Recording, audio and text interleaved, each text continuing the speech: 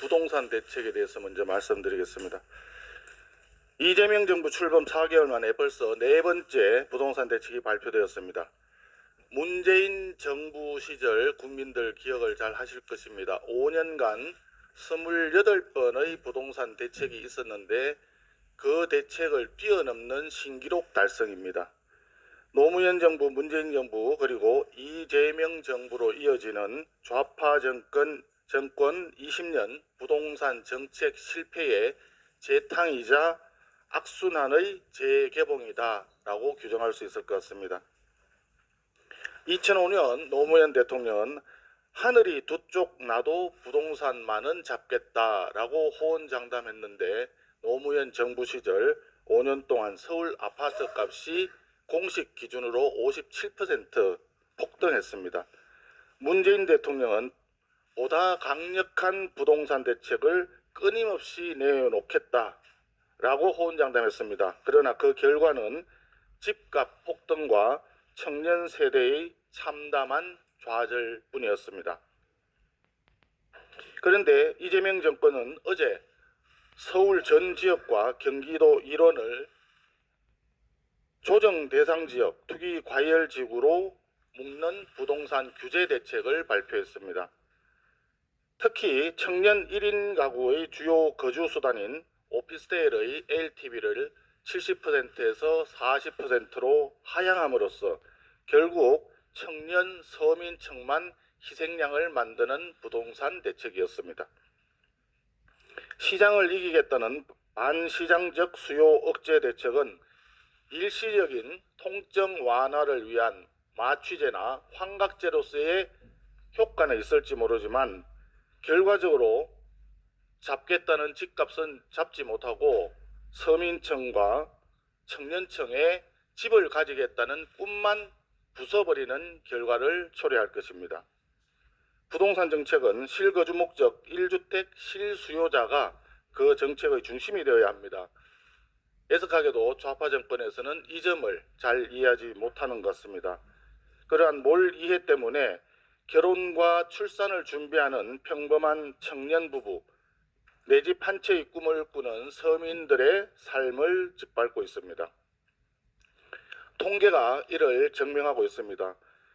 도시근로자 중에서 5년 내지 10년 정도 근속한 근로자의 월 평균 소득은 현재 422만 원이라 합니다. 현재 서울의 평균 아파트 가격이 무려 14억 3천만 원입니다. 무주택 근로자가 LTV 40%로 최대 5억 7천만 원을 대출받는다 하더라도 8억 5천8백만 원은 스스로 마련해야 합니다.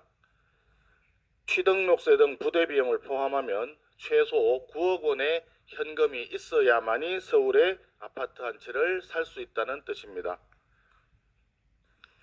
월 422만 원 소득자가 한 푼도 쓰지 않고 9억 원을 모으는 데는 17년이 소요됩니다. 이재명 정권은 집이 없는 평범한 서울 시민에게 이렇게 요구하는 듯합니다. 서울에서 고액 월세, 반전세로 버티면서 결혼과 출산을 포기하든지 아니면 통근시간 왕복 서너 시간을 감수하고 수도권 외곽 지역으로 나가라, 둘 중 하나를 선택하라고 요구하는 듯합니다.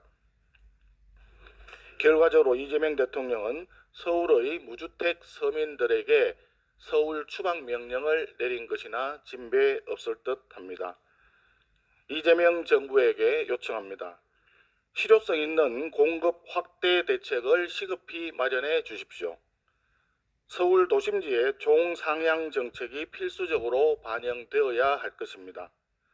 재개발, 재건축에 대한 규제 완화와 건폐율, 용적률 조정도 불가피해 보입니다. 역세권을 중심으로 한 청년과 신혼부부 1인 가구를 위한 신규 민영 아파트를 대폭 늘리도록 해주십시오. 이러한 공급 확대 방안은 수요 억제 대책에 못지않게 더 중요한 부분입니다. 불과 며칠 전까지 국토교통부에서 공급 확대 방안을 검토하고 있다는 뉴스가 보도가 되었는데 갑자기 왜 빠졌는지 국민들은 궁금해하고 있습니다. 마지막으로 정부 여당에 제안합니다. 민주당, 더불어민주당과 국민의힘, 국토교통부, 서울시가 함께 참여하는 여야 정서 사자 부동산 협의체를 구성합시다. 서울의 주택 공급 문제에 대해서 머리를 맞대고 근본적인 해결책을 마련합시다. 무주택 서민들을 위한 부동산 공급 확대 정책에 있어서는 여야가 따로 있을 수 없고 정파가 따로 있을 수 없습니다. 이념이 아니라 현실과 시장의 목소리에 귀 기울이는 협치를 부동산 대책에서부터 시작합시다. 이상입니다.